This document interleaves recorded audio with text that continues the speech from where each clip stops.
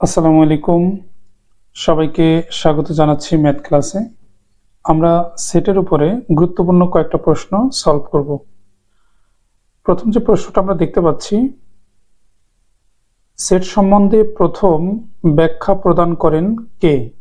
এই প্রশ্নের অ্যান্সার হবে জর্জ ক্যান্টর, অর্থাৎ অপশন গ নাম্বারটা। পরের প্রশ্নটা বলছে, একটা সেট দেওয়া আছে, ঘ নামের সেটটা আছে 1 2 3 4 5 এভাবে ডট ডট ডট, বলছে এটি কোন সেট? তো আমরা দেখতেই পাচ্ছি যে এই সেটের কোনো শেষ নাই, মানে চলমান, যার ফলে এই প্রশ্নের অ্যান্সার হবে এটি অসীম সেট। তার মানে যার উপাদান সংখ্যা গণনা করে শেষ করা যায় না সেটা হচ্ছে অসীম সেট, আর কোনো উপাদান যদি গণনা করে শেষ করা যায় সেটা হবে সসীম সেট। কোনটি সার্বিক সেট? অর্থাৎ সার্বিক সেট বোঝানোর জন্য কোন প্রতীকটা ব্যবহার করা হয়, মূলত এটা প্রশ্ন। এই যে গ নাম্বারটা, ইউ দিয়ে সার্বিক সেট প্রকাশ করা হয়, কারণ ইউ মানে হলো ইউনিভার্সাল। ইউনিভার্সাল ইউনিভার্সাল মানেই হলো সার্বিক সেট। ওকে, তাহলে এটাকে ইউ দিয়ে প্রকাশ করা হয়। পরের প্রশ্ন হলো, যে সেটের কোনো উপাদান নেই, অর্থাৎ উপাদান সংখ্যা শূন্য, যেমন একটা সেট, এই সেটে কোনো উপাদান নেই, তাহলে প্রশ্নের অ্যান্সার হবে ফাঁকা সেট। তার মানে যে সেটের কোনো উপাদান নাই তাহলে তাকে আমরা ফাঁকা সেট বলবো। এ সেটের প্রত্যেক উপাদান বি সেটে বিদ্যমান থাকলে একে বি এর কোন সেট বলে? যেমন আমি যদি বলি এই একটা সেট, সে 1 2, আর বি একটা সেট 1 2 3, তাহলে আমরা দেখতে পাচ্ছি এ সেটের প্রত্যেকটা উপাদান বি সেটে আছে। তো এরকম যদি হয় যে এ সেটের প্রত্যেকটা উপাদান বি সেটে আছে, তাহলে আমরা এই এ সেটকে বি সেটের উপসেট বলবো, তাহলে প্রশ্নের অ্যান্সার হবে উপসেট। আমরা এটাকে যদি প্রতীক দিয়ে লিখতে চাই তাহলে এভাবে লেখা যেত, A is a subset of B. এই কথার অর্থ হলো যে এর প্রত্যেকটা উপাদান বি তে আছে। ওকে, তাহলে প্রশ্নের অ্যান্সার হবে উপসেট।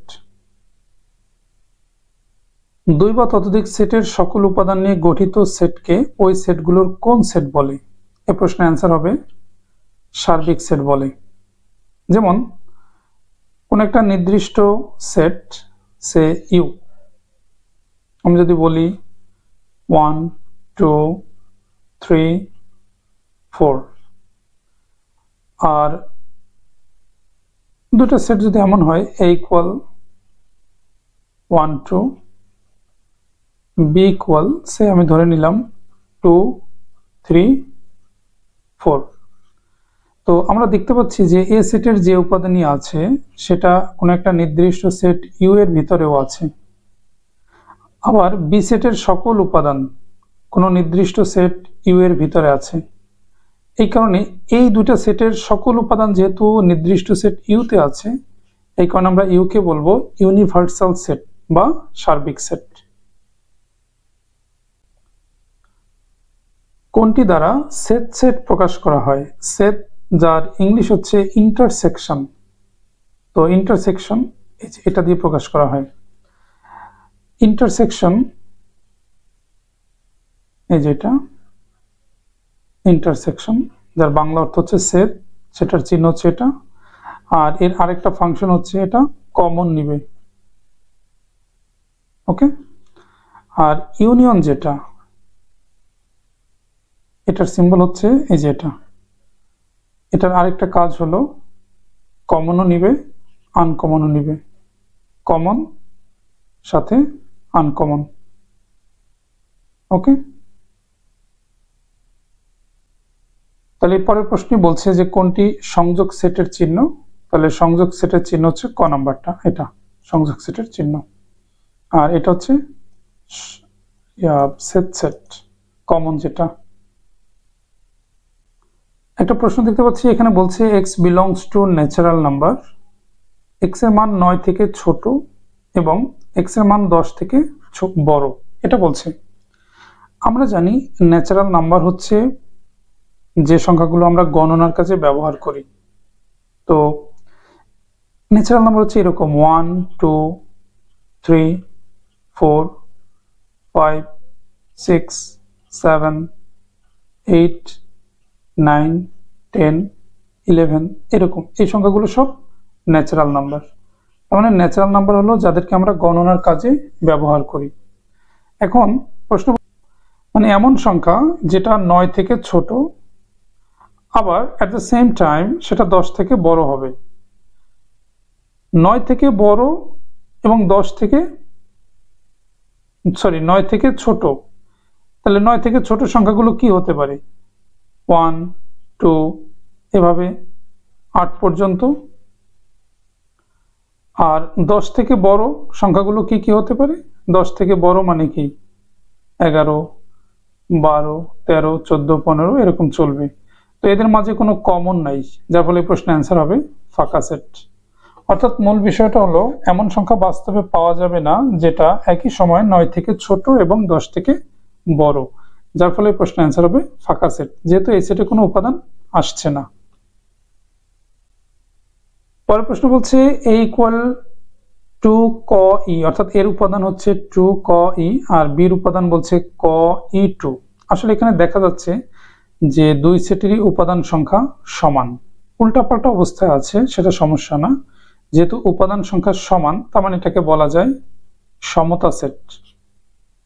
আর এখানে একটা বিষয় লক্ষণীয়, যেহেতু a এর সকল উপাদান b তে আছে তাহলে আমি বলতেই পারি a is a subset of b, যেহেতু এর সকল উপাদান b তে আছে, আবার b এর সকল উপাদানও a তে আছে, তার মানে এটাও বলা যায় যে b is a subset of a।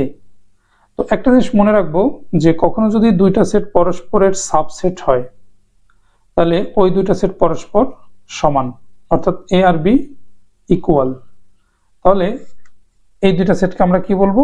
সমতা সেট বলবো। ওকে, পরের প্রশ্ন বলছে a ইকুয়াল 246 b ইকুয়াল 2468 হলে a b এর ক্ষেত্রে নিচের কোনটি সঠিক? তো আমরা দেখতে পাচ্ছি এর সকল উপাদান b তে আছে, তাহলে আমরা অবশ্যই বলতে পারি a is a subset of b। তো এখানে একটা বিষয় লক্ষণীয়, সেটা হলো এর সকল উপাদান যদি কখনো b তে থাকে অবশ্যই a b এর সাবসেট, কিন্তু কখনো যদি এমন হয় যে এর সকল উপাদান b তে আছে কিন্তু b এর চেয়ে a তে উপাদান সংখ্যা কম আছে, তখন একে আমরা বলবো b এর প্রপার সাবসেট, অর্থাৎ a is a proper subset of b। a b এর অবশ্যই সাবসেট, তবে মোর কারেক্ট অ্যান্সার হলো a b এর হচ্ছে প্রপার সাবসেট। তাহলে প্রপার সাবসেট হওয়ার শর্ত হলো যখন এর উপাদান সংখ্যা b এর চেয়ে অন্তত একটি হলেও কম থাকে তখন আমরা a b K proper, a K b এর প্রপার সাবসেট বলি। তাহলে এখানে এটাও কারেক্ট এটাও কারেক্ট, তবে এটা মোর কারেক্ট, মোর। ওকে, তাহলে এই প্রশ্নের অ্যান্সার হবে অপশন গ নাম্বারটা। x belongs to natural number such that x এর মান 8 থেকে ছোট, জোড় সংখ্যা তালিকা পদ্ধতিতে কি হবে? এখানে বলেছে ন্যাচারাল নাম্বার, এবং কোন ন্যাচারাল নাম্বার? যারা 8 থেকে ছোট, আর জোড় সংখ্যা জানতে চেয়েছে। তো 8 থেকে ছোট জোড় সংখ্যা কি কি আছে? 2 4 6 এরাই। আমি জিরোতে যাব না, কারণ এখানে x এর পরিচয় বলে দিয়েছে ন্যাচারাল নাম্বার। আমরা জানি ন্যাচারাল নাম্বারের ভিতরে জিরো থাকে না, 1 দিয়ে শুরু হয়। তো যেহেতু 8 থেকে ছোট বলছে তাহলে জোড় সংখ্যা কি কি আছে? 2 4 6 আছে, তাহলে প্রশ্নের অ্যান্সার হবে অপশন গ নাম্বারটা। পরের প্রশ্ন বলছে x belongs to natural number such that 7 থেকে বড় 8 থেকে ছোট। আমরা 7 থেকে বড় আবার 8 থেকে ছোট এর মাঝে কোনো ন্যাচারাল নাম্বার পাবো না, এর মাঝে ভগ্নাংশ পাবো। 7.1 হতে পারে, 7.2 হতে পারে, 7.9 হতে পারে, ভগ্নাংশ পাবো কিন্তু কোনো ন্যাচারাল নাম্বার পাবো না, যার ফলে এই সেটে কোনো উপাদান নাই, যার ফলে অ্যান্সার হবে ক নাম্বার, মানে ফাঁকা সেট।